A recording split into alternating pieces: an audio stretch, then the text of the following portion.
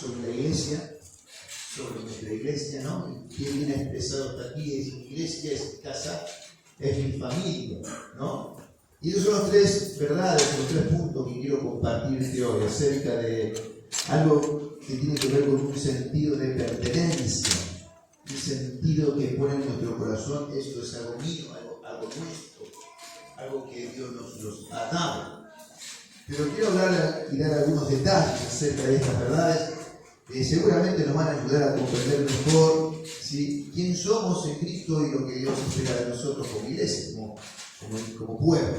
Y dice la Biblia, si usted me acompaña allí en el libro de los Hechos, en el capítulo 11, en el versículo 26, algo muy importante. Quiero arrancar con eso, después quiero leer completo, lo voy a hacer rápido, todo el capítulo 11 como para que podamos ubicarnos en la historia.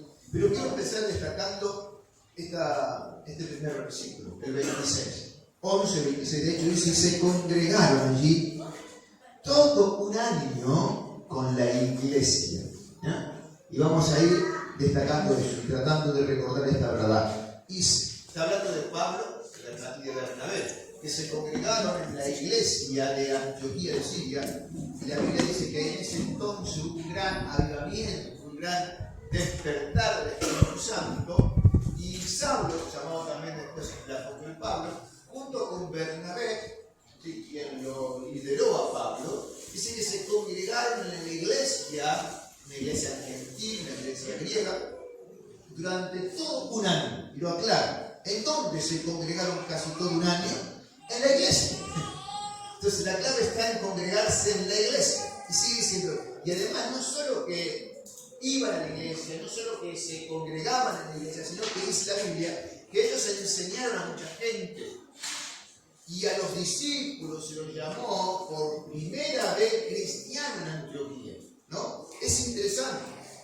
Es decir, que en la iglesia gentil, cuando hablamos gentil era una iglesia no judía, ¿sí?, el apóstol Pablo junto a Bernabé se congregaron todo un año allí, pero no solo que asistieron a la iglesia, sino que se encargaron de enseñar la palabra a mucha gente. Entonces, qué interesante es esta primera verdad que quiero destacar con ustedes. Qué importante es que nos congreguemos en la iglesia, que asistamos a la iglesia, que vengamos a la iglesia, pero no solo nos conformemos con asistir a la iglesia, sino también en preocuparnos y ocuparnos en enseñar la palabra de Dios a mucha gente. ¿Cuántos dicen amén? De eso se trata. Por eso es importante que uno se ponga a reflexionar y diga, ¿cuántos años hace que yo vengo a la iglesia? Que está bien, ya pasó un año. Pero ya al año ellos comenzaron a enseñar a mucha gente. Es decir, que hay un fin, hay un plan, hay un propósito de la iglesia, que no es solo congregarse, es importante y debemos hacerlo, sino además preocuparnos en poder enseñar la palabra. Entonces, para enseñar la palabra, primeramente lo tengo que aprender. Ahí ya entramos en la escuela de vida, entramos en el encuentro, entramos ahora el 29 y 30 de septiembre. ¿Sí? Después del bautismo también tenemos encuentro. Así que ahí, si no se anotó, anótese. ¿Sí? 29 y 30 de septiembre hay un encuentro. Si no lo hizo, hágalo. Hay algunos que me dijeron, pastor, yo ya lo hice hace como 10 años, ¿lo puedo volver a hacer? Y a mí me da vergüenza decirle que sí, pero bueno, hágalo de vuelta. Porque necesito volver me dijo, necesito volver a encenderme. Poner en el parrillero si te querés encender. Hay algo que, bueno, está bien, andá a hacerlo. Pero ya tenemos que estar encendidos.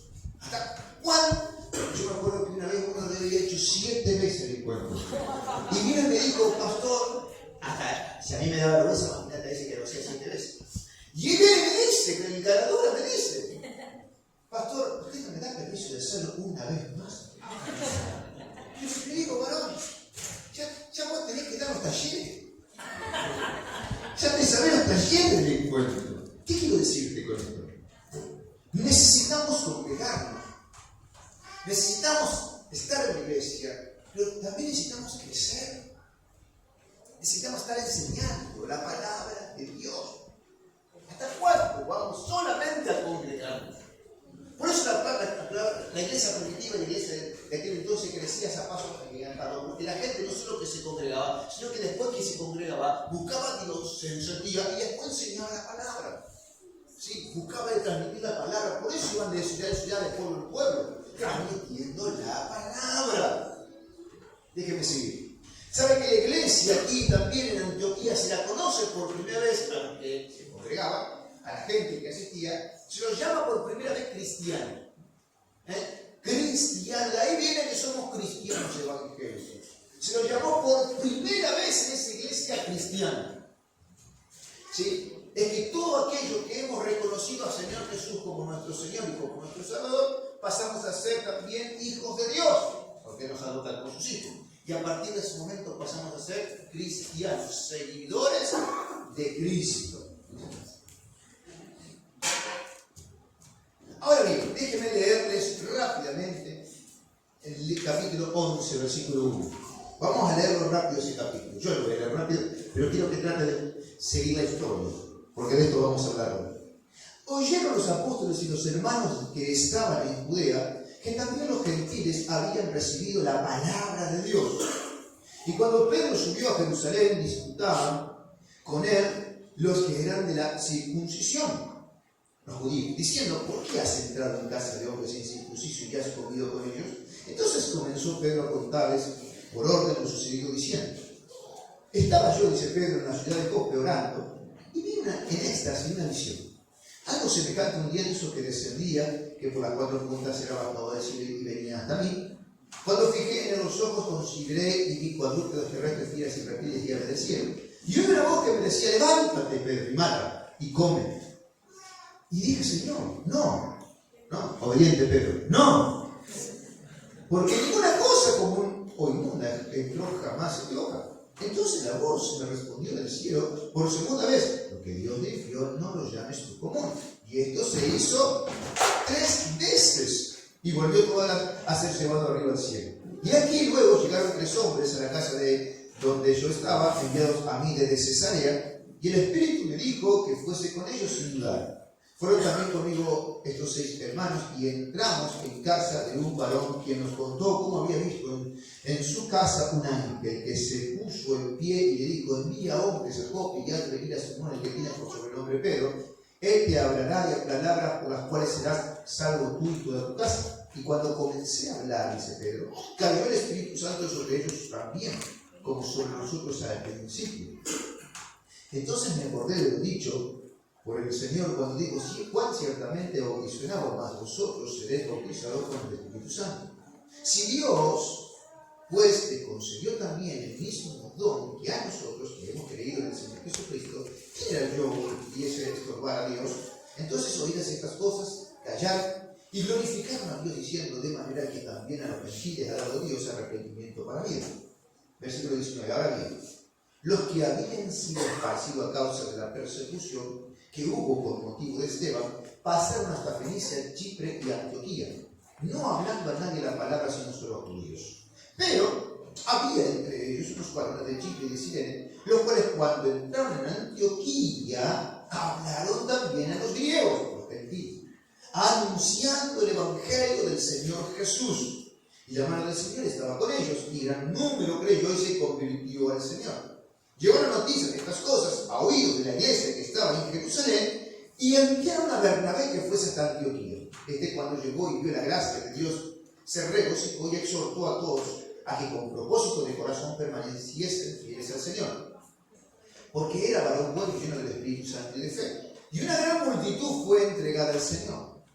Después fue Bernabé a Tarso para buscar a Saulo, y hallándole le trajo a Antioquía, y se congregaron, en el versículo 26 que leímos hoy, y se congregaron allí todo un año con la iglesia, y enseñaron a mucha gente, y a los discípulos se les llamó cristianos por primera vez en Antioquía. En aquellos días, unos profetas descendieron de Jerusalén a Antioquía, y levantándose uno de ellos, llamado Agabo, daba a entender por el Espíritu que vendría una gran hambre en toda la tierra habitada, la cual sucedió en tiempos de Claudio. Entonces los discípulos, cada uno conforme a lo que tenía, determinaron enviar el socorro a los hermanos que habitaban en Judea, lo cual en efecto hicieron enviándolo a los ancianos por mano de Bernabé y Saulo. Yo quiero hablarte de esta historia que leímos recién, vamos a encontrar dos iglesias. Quiero usarlo como introducción. Vamos a encontrar dos iglesias. Una que era la iglesia primitiva, la iglesia que se encontraba en la ciudad de Jerusalén, ¿no? La iglesia donde todo comenzó, donde estaba el apóstol Pedro. Y luego una nueva iglesia,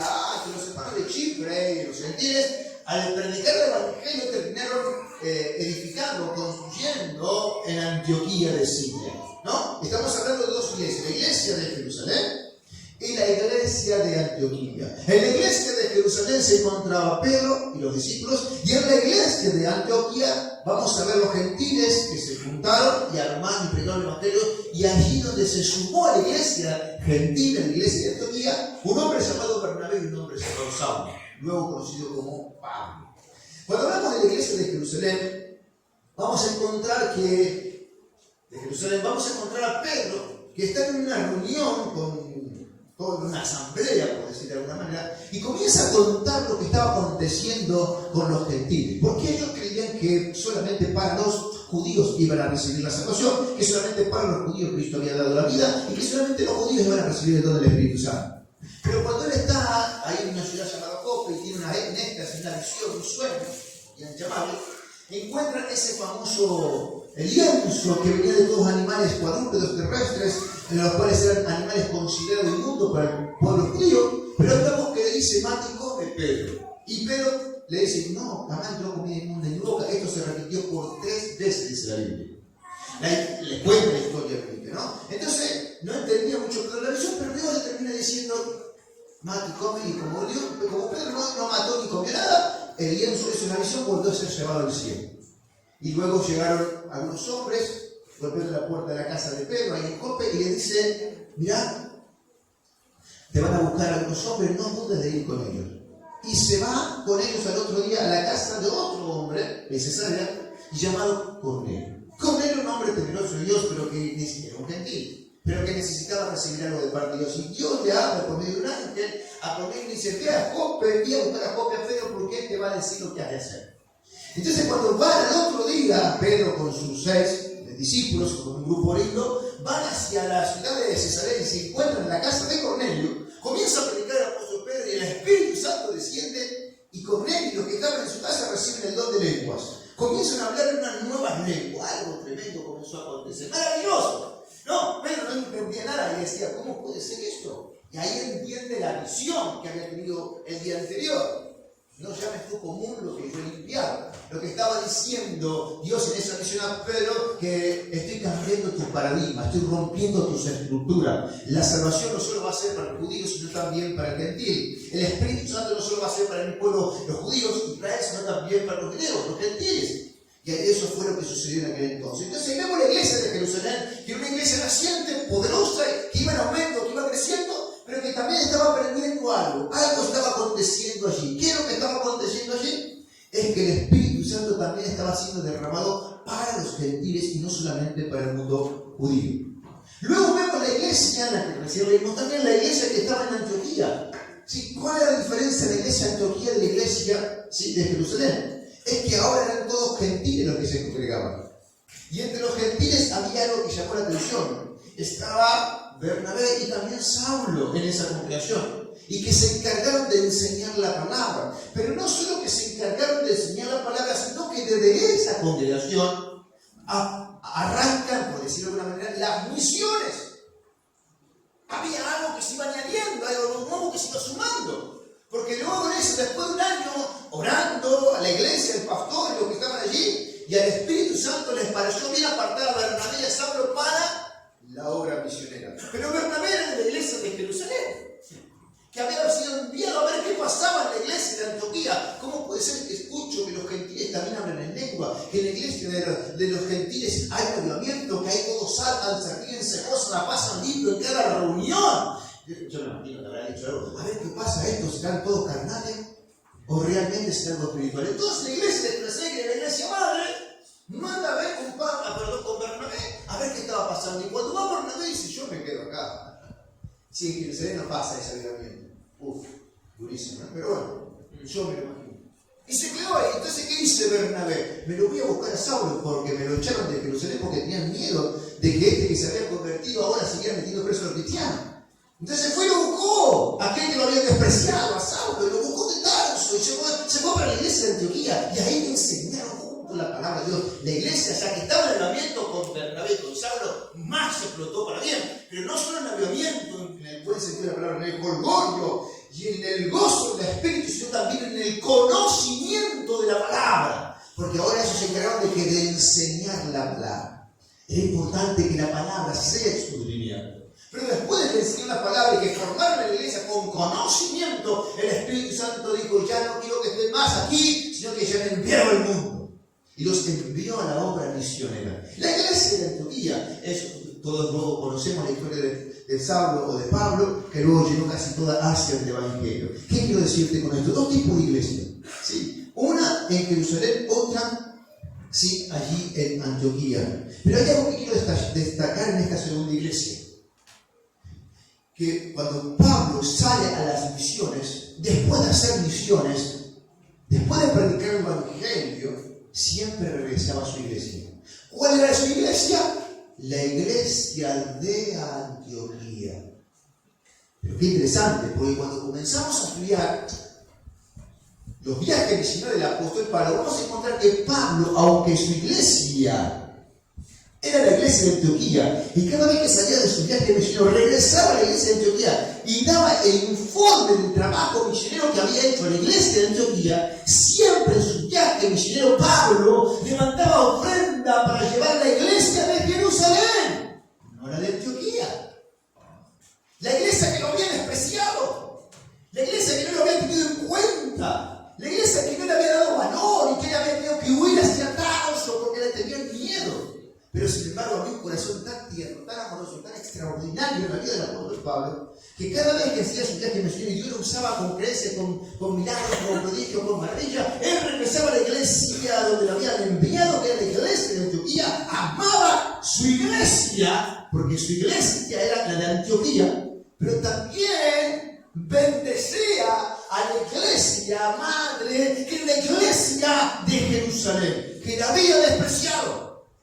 Tremendo. ¿Cuánto tenemos que aprender del apóstol? ¿Cuántas enseñanzas podemos deducir también de ello? Ahora, yo quiero compartir con ustedes y tratar de buscar la manera de poder aplicar estas tres verdades que ustedes tienen aquí en la pared, que me llamaron la atención hace mucho tiempo atrás, cuando en una reunión de jóvenes empezaron con este tema. Creo que fue en el año 2021, si mal no recuerdo, después de la pandemia, ¿sí? Entonces fue algo extraordinario lo que aconteció en este lugar después que muchos regresaron a casa. Y se habló de esto. Mi iglesia, mi casa y mi familia. Y yo quiero comparar con ustedes la iglesia con una familia. Empezando con el primer punto que tenemos acá, que es, ¿quién lo puede leer en voz alta? Mi iglesia. Ahora vamos a hacerlo con ganas. A la cuenta de 1, 2, 3. Mi iglesia. Ahí me gustó.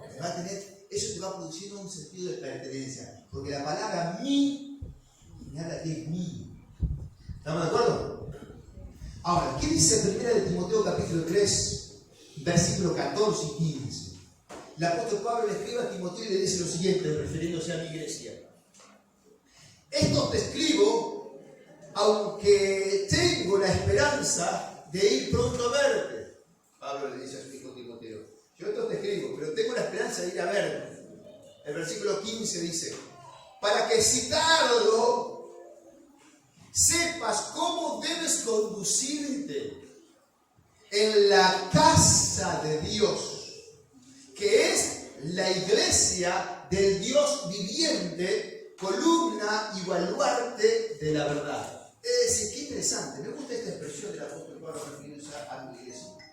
Porque Pablo le escribe a Timoteo: yo procuro ir verte pronto, ir verte pronto, o ir pronto verte, algo así dice ahí, te mentira. De ir a verte. Pero si no puedo ir a tiempo, yo te escribo estas líneas. Para que sepas cómo debes conducirte. ¿En dónde? En mi iglesia. Pablo le escribe a Timoteo, su joven pastor, su joven hijo espiritual, para enseñarle cómo debía conducirse en su iglesia. Y que lo aclara, que columna y baluarte de la verdad. ¿Sabes que la iglesia la podemos ver de dos maneras? La correcta y la incorrecta, ¿no? La iglesia entendemos que no es el templo, porque una cosa es el templo y otra cosa es la iglesia. La iglesia somos nosotros, seres vivientes. Pero muchas veces entendemos, vamos a la iglesia y venimos acá al templo. Pero nuestra expresión, aunque no es correcta, la entendemos, no lo hacemos adrede, sino que esa es parte de nuestra jerga. Vamos a la iglesia. La iglesia soy yo, sos vos. Lo correcto sería, vamos al templo. ¿Ya? Que venimos acá a las cuatro paredes. Pero de verdad, para no ser tampoco crítico de esta expresión, podemos notar entonces que la iglesia es la casa de Dios. ¿Vamos ahí? La iglesia es la casa de Dios. Podemos verlo en este sermón como el edificio, no como nosotros mismos, sino como el edificio. ¿Sí? Como el edificio de la casa de Dios, el templo. Pero también lo podemos ver correctamente como que somos nosotros mismos. Yo me quiero referir en este preciso instante como el edificio. Cuando hablo de mi iglesia, me estoy refiriendo, podemos poner mi templo, pero lo dejamos como mi iglesia. Y refiriéndonos como que es nuestra, como el edificio, como este espacio, ¿sí? En donde hoy estamos sentados. Para tener en cuenta algo interesante, la iglesia, según el texto que leímos, que por lo menos el apóstol Pablo le escribe y le dice a Timoteo, es de Dios. ¿De quién es la iglesia? De Dios. Interesante. La iglesia, que yo llamo mi iglesia, ¿de quién es? De Dios. Es interesante. Pero estamos dándole énfasis de que es mi iglesia. Y yo creo que es mi iglesia también, ojo. Ahora vamos a explicar. Pero tenemos que entender esta primera verdad, que mi iglesia no es mi iglesia, es la iglesia de Dios. ¿Cuánto dicen amén? Es la iglesia de Dios. Es decir, que mi iglesia tiene un dueño. Y ese dueño es Dios. No es ni el pastor, ni el líder, es Dios. Es la iglesia de Dios. Mi iglesia es la iglesia de Dios. Además, mi iglesia o la iglesia es la casa de Dios, dice el texto. ¡Wow! O sea, es donde podríamos decirlo para tratar de interpretarlo. La iglesia es el hogar de Dios. Es decir, yo cuando vengo a la iglesia, vengo a la casa de Dios. ¡Qué tremendo! Es tremendo. Es la casa de Dios. Cuando yo voy a la casa de Dios, está la heladera llena. Cuando voy a la casa de Dios, está todo lo que yo necesito. Es la casa de Dios. La iglesia, que es de Dios, también es la casa de Dios. Y tercero, la iglesia, además, escuchen, es la familia de Dios. ¿Por qué? Porque cuando entregamos nuestro corazón a Cristo, Él nos adopta hijos de Dios. Pasamos a ser hijos, pasamos a ser familia. Por eso que la iglesia es de Dios. La iglesia es la casa de Dios y la iglesia también es la familia de Dios. Al entender estas verdades, podríamos entonces decir lo siguiente: que la iglesia de Dios es mi iglesia, cuando dicen amén. Es tu iglesia. Que la casa de Dios es también mi casa. Y que la familia de Dios es también mi familia. ¿Cuánto dicen amén? Hay que generamos un sentido de pertenencia.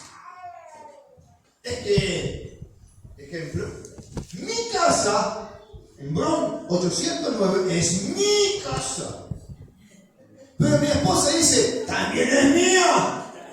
Y mis hijos dicen, también es nuestra. Pero ustedes no pegaron un ladrillo, ustedes no habían nacido en el 809. Sí, ya habían nacido, pero no hicieron nada, ni quieren cortar el pasto. Pero claro, pero también ellos dicen, es mía. Dicen ellos. Sentido de pertenencia. Porque todo lo que... Yo nunca me voy a olvidar una vez lo que le dije, le había comprado un televisor a los chicos en la pieza y tenía otro televisor en la cocina. Y entonces vinieron a la cocina y se pusieron a ver no sé qué cosa y yo le digo, ¿sabes que yo quiero ver acá? Yo soy que para preguntar. Ya padre le va a tocar a usted hacer eso con sus hijos. No, dice... Acá veo yo, le digo, yo enojado. Y viste que los chicos son bastante rebeldes. O sea, ahora tienen pelo en la lengua.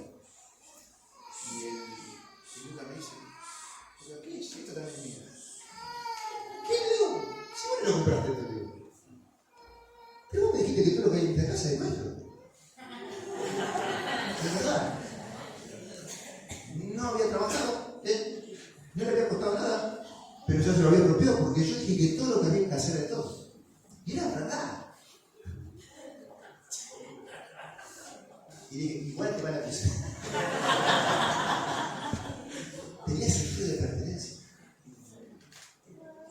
quiero decirte algo, la iglesia es de Dios, pero también es mía. Eso es hijo. La iglesia es la casa de Dios, es de Dios, pero también es mi casa, yo vivo acá. No literalmente, ojo.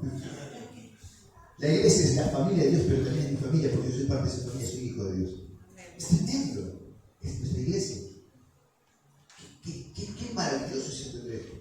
Cuando podemos decir que esta es mi iglesia, estamos poniendo en nuestra vida un sentido de pertenencia.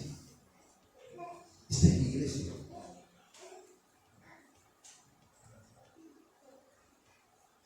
¿Sabe que cuando vemos la iglesia de Dios como mi iglesia, o la casa de Dios como mi casa, comienzo yo a amarla, la iglesia, la casa, como si fuera mi propia casa donde vivo todos los días? Y uno en su casa la ama porque la trata de mantenerla de la mejor manera, la limpia, la ordena, y cuando va gente, viste que uno se pone limpia todo. Mientras no viene nadie que quede todo así nomás. Pero cuando viene gente que vos sabés que van a caer, empezás a lavar los platos que hace 3 días que están en la cocina. Empezás a bardear, a barrer, porque la querés dejar linda en tu casa. No siempre la querés ver en la universidad. Cuando tenés posibilidad de arreglarla, pintarla, cambiar de color, lo haces. Es tu casa, porque la amás. Es tu casa. Querés verla cada día mejor. Y si podés ampliarla, haces el esfuerzo, comprar un ladrillo y amplias, haces una nueva habitación. O un nuevo espacio. Porque uno quiere verla cada día mejor y que vaya creciendo también el hogar. ¿Sabe que en la iglesia, usted y yo somos incluidos en el conocimiento de Dios? Es que en la iglesia usted y yo somos capacitados. En la iglesia usted y yo aprendimos la palabra. En la iglesia recibimos conocimiento de cómo ser buenos en el matrimonio. En la iglesia aprendimos cómo ser buenos como hijos, como padres. La iglesia nos formó. La iglesia nos capacitó. La iglesia nos escuchó, la iglesia nos atendió. La iglesia, que en nuestra casa también, nos enseñó cómo vivir.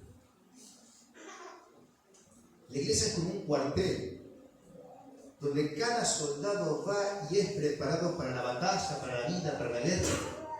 En la iglesia se aprende eso. En la iglesia te formamos. Hay gente que en la iglesia aprendió hasta que se tenía que bañar todos los días y no cada 2 días. Usted se ríe, pero es así. En la iglesia les enseñamos hasta cómo tenían que cepillarse los dientes, porque en sus casas no se lo habían enseñado. La iglesia les formó.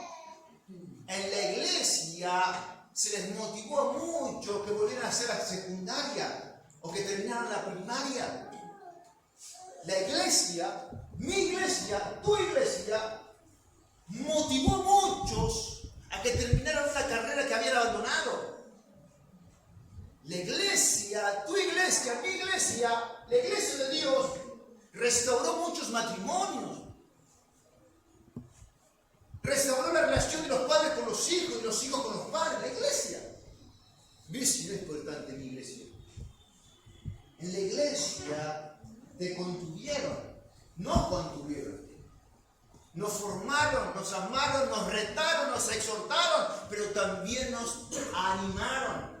La iglesia lo hizo todo. Por eso es importante mi iglesia. La iglesia es la iglesia de Dios, pero también es tu iglesia. La iglesia es la casa de Dios, pero también es tu casa. La iglesia es la familia de Dios, pero también es mi familia. Segundo, mi casa. Si leemos Colosenses capítulo 4, versículo 15. Colosenses capítulo 4, versículo 15. Acelero. Estaba buscando el reloj, me sacaron el reloj del lugar.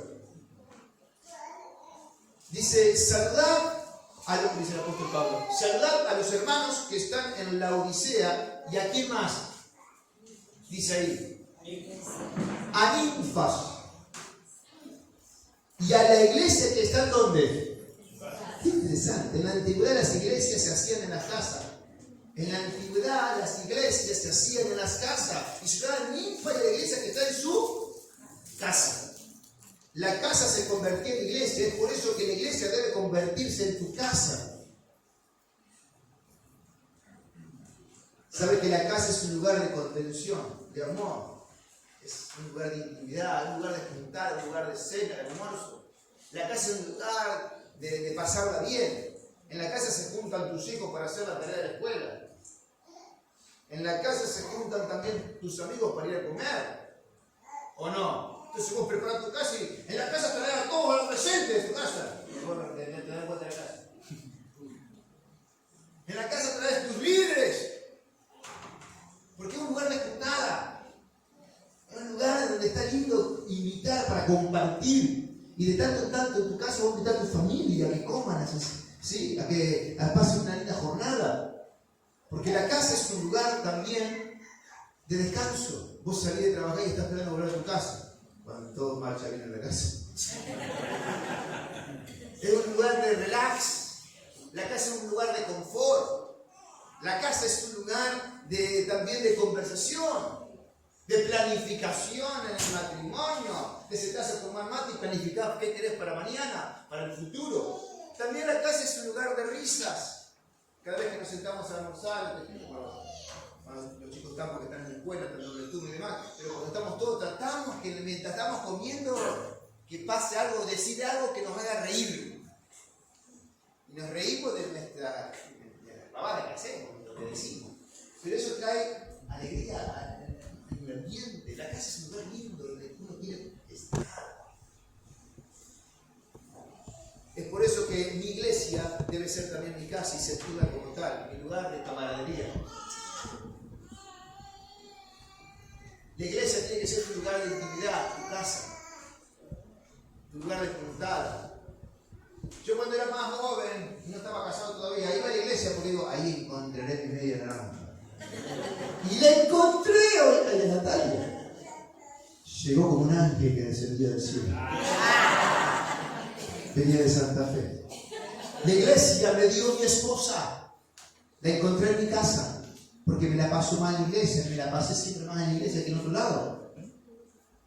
Y ahí encontré a mi esposa. Y ahí en la iglesia tuve mis hijos. Tremendo. Qué importante es la casa de Dios que es mi casa. Y qué lindo que mis hijos se criaron en la iglesia, no literalmente en el edificio, sino en la iglesia en el sentido. Para que sepa que esa es su casa, no se tienen que ir de esa casa. Se van a casar y se van a ir, por supuesto. Pero saben que pueden volver a la casa de Dios, a la iglesia. Tienen un lugar que es su casa. Además, siempre vas a hacer lo suficiente para que tu casa esté siempre arreglada y linda. A mí me gusta, el otro día lo compartí también allí en la iglesia central y dije, hermano, fui al baño de los varones. Claro, voy a ver a una mujer, ¿no? Pero en el lugar donde vos te lavas las manos, casi, perdón la expresión, pero me dio cargada.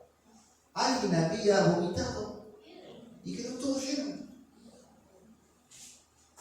Y digo, me dio bronca. Porque si alguien se descompuso su cuerpo, cualquiera se lo puede limpiar, hermano. O vas al inodoro y tenés que huir. Tirá el botón, apretá el botón, tirá la soguita, lo que sea.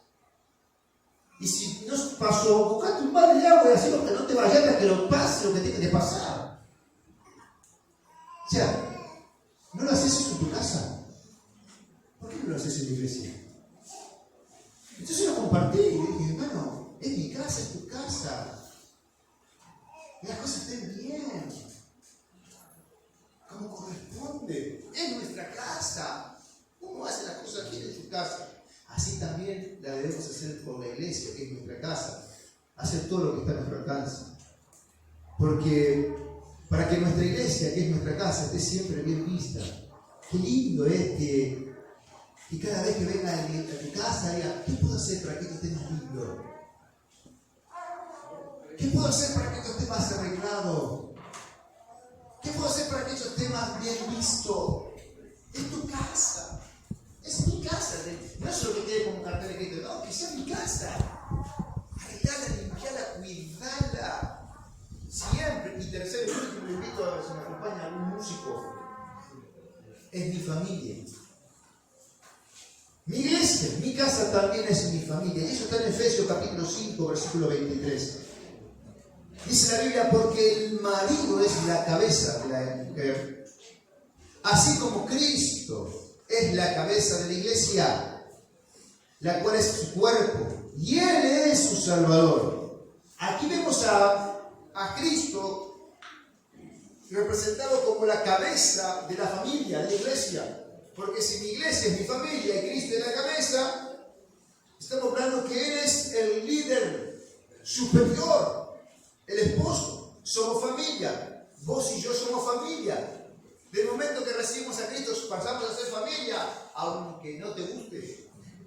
Somos familia. Porque todos tenemos un mismo Padre. Somos hermanos en Cristo. La Biblia dice en Juan 1:12, mas a todos los que le recibieron, los que creen en su nombre, le dio potestad de ser llamados y hechos hijos de Dios. Somos familia por Cristo. Colosenses 1:18 dice, y Él es la cabeza del cuerpo. Cristo es la cabeza del cuerpo. Que es la iglesia. Dice que el cuerpo es la iglesia. Somos nosotros, pero Él es la cabeza. El que es el principio y el primogénito de entre los muertos, para que en todo tenga la preeminencia. ¿Sabe que existe un cuerpo que es la iglesia? Y la cabeza del cuerpo es Jesús. Existe un cuerpo que es la iglesia. Y la cabeza del cuerpo es Jesús. En mi familia, la cabeza es Cristo. Siempre es Cristo. Y en tu familia, la cabeza también tiene que ser Cristo. Cuando dejamos que Jesús sea el centro de nuestra vida, todo se hace más sencillo. La vida se hace más feliz. La iglesia es nuestra familia. Aquí todos somos hermanos en Cristo. Todos tenemos un mismo Padre. Y sabe que uno piensa, ¿no? Pero uno por la familia, por los hijos, no se la juega por la familia. El otro día mi mamá me dice, vos me tengo que comprar unos lentes. ¿Por qué no te lo compras? Porque no me alcanza. ¿Cómo que no te alcanza? No me alcanza, ¿sabes cuánto sale? Me da una cifra, pero carísimo los lentes. ¿Y cuánto hace que estás así? Hace 2 meses. ¿Cómo no me dijiste antes? Le dije, ya a comprarte los lentes. Y la mandé a comprar los lentes. ¿Y cuánto sale? Bueno, ¿cómo se puede pagar? 6 cuotas, ponelo en 6 cuotas. Y le compré los lentes en 6 cuotas. Es que uno por la familia hace cualquier cosa. Vino mi sobrino. Bueno, pastor, me dice, ¿interesa? Pastor, ya está bañando algo. Y me dice, necesito tanto, me dice. Bueno, contá conmigo, le digo. No lo veo casi nunca. Pero es mi familia. Es mi familia. Y uno por la familia hace todo lo que está a su alcance y más. Esta es tu familia. Esta es nuestra familia. Donde la cabeza es Cristo. No es el pastor Juan, no es el pastor Alaba, no es el pastor Martín. Es Cristo. Es Cristo. Y somos familia. Si por tu familia das la vida, entonces haz lo mismo por tu iglesia. Es que aquí están tus hermanos. Aquí está tu padre. Aquí está tu familia. Sé lo mismo. Si sos líder, sé fiel. Sé comprometido. Sé puntual. Si sos discípulos, amás tu lugar y congregarte en la iglesia, congregarte en la cena. Es tu familia. Si tu familia dice, vamos a comprar, no sé, una bicicleta, sumate un desafío de comprar la bicicleta. Somos familia. Si después nos vamos el otro día me puse a hablar con mi señora diciendo, vamos a tratar fin de mes a hacer un plan de ahorro. Así que bueno, me pida esto, no es verdad. Pero no, es mucho, me dice mi señora, ¿qué va a ser mucho? Entonces vos como familia proyectás, entonces ellos saben que no me tienen que pedir porque damos un plan de ahorro. Es la familia. Proyectás tu familia. La iglesia es igual. Vamos a pintar, vamos a hacerse los brazos, vamos a hacer lo otro, vamos a hacer evangelizar. Familia. Proyectar juntos. Termino. Si por tu familia das la vida, entonces haz lo mismo por tu iglesia. Es que aquí están tus hermanos, tu padre y tu familia. ¿Sabe que la iglesia es una gran familia? Y la iglesia, que es la iglesia de Dios, es mi iglesia. La iglesia, que es la casa de Dios, también es mi casa.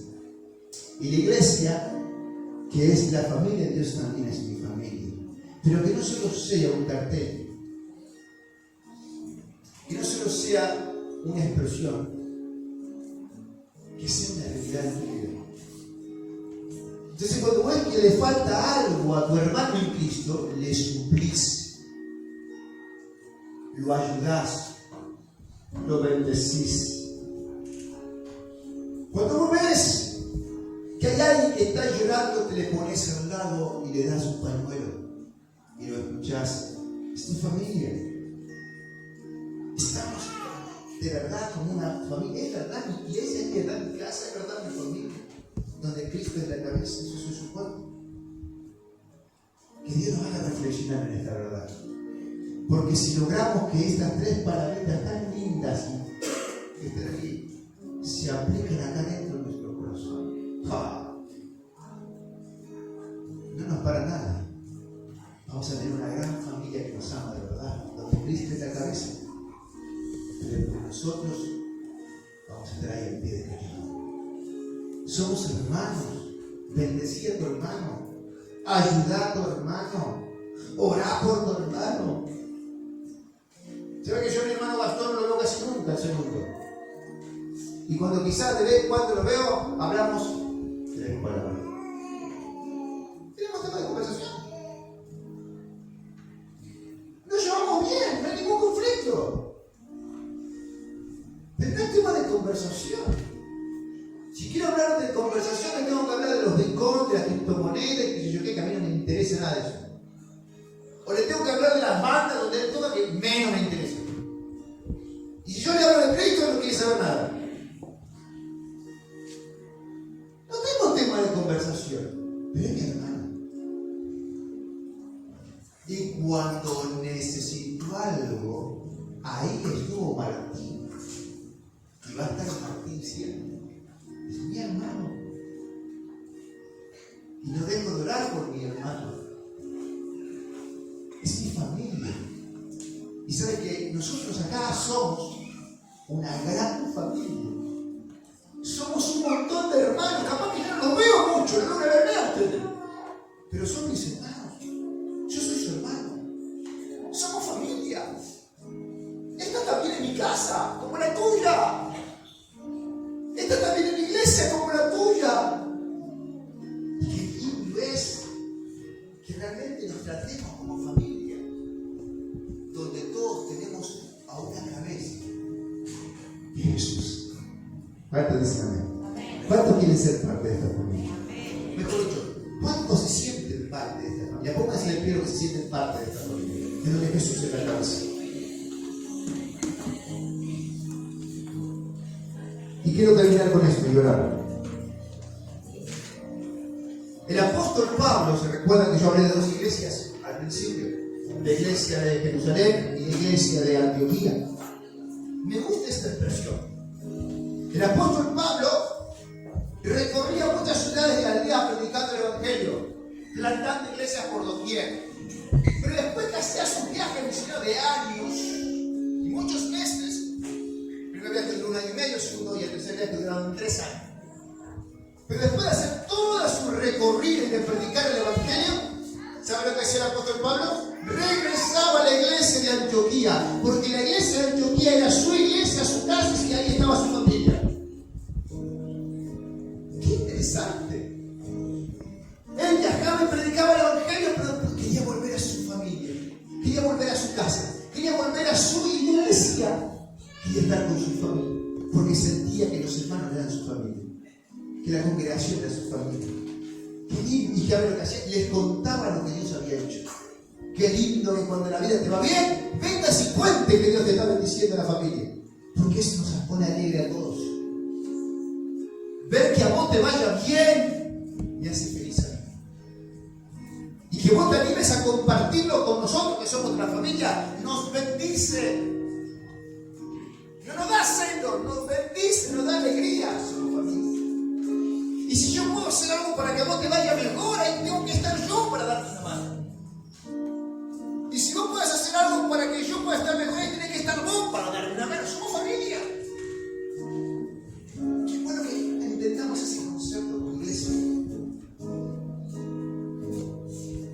¿sabes qué? Termino con esto, te doy que estoy terminando. Hay una preocupación muy grande por quién será nuestro próximo presidente. No sé. Tampoco quiero comentar. Acá no estamos para hacer política, estamos para hablar de Cristo. Pero hay algo que dijo, escuché a unos periodistas decir, cuidado, porque ahí está el pueblo evangélico que va a hacer ganar a Milei.